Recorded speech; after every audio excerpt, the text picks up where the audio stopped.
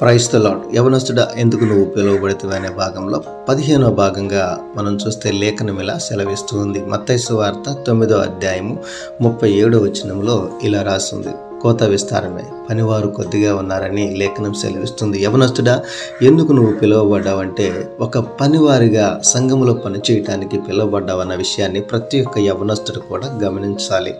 దేవుడు నోవాహును చూసినప్పుడు అతను నీతిమంతుడిగా కనిపించాడని మనం లేఖనంలో చూస్తాము. కానీ దేవుడు అన్నాడు, నోవాహు నువ్వు నీతిమంతుడివే, కానీ నువ్వు రక్షించబడాలి అంటే ఓడను నిర్మించుకోమని దేవుడు నోవాహుతో సెలవిచ్చాడు. నోవాహు ఓడను నిర్మించేటప్పుడు అనేక మందిని పిలిచాడు, అనేక మందిని ఆహ్వానించాడు, కానీ ఎవరూ సహకరించలేదు. ఆ కుటుంబ సభ్యులు మాత్రమే సహకరించారు, ఓడని పూర్తి చేసుకోగలిగారు. ఎవరైతే ఓడ నిర్మాణంలో సహకరించారో, ఎవరైతే ఓడ పనిలో పాల్గొన్నారో వారు మాత్రమే ఓడలో రక్షించబడ్డారు. ఈ విషయాన్ని ప్రతి ఒక్కరు కూడా గమనించాలి.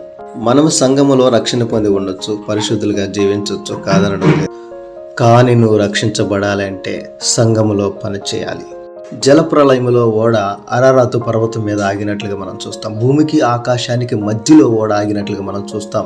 రేపు దేవుడు రెండవ రాకడలో సంఘాన్ని ఎత్తుకొని భూమి ఆకాశానికి మధ్యలో విందులో ఎత్తబడాలి అంటే నువ్వు నేను ఓడ నిర్మాణంలో సహకరించాలి, నువ్వు నేను సంఘములో సహకరించాలి.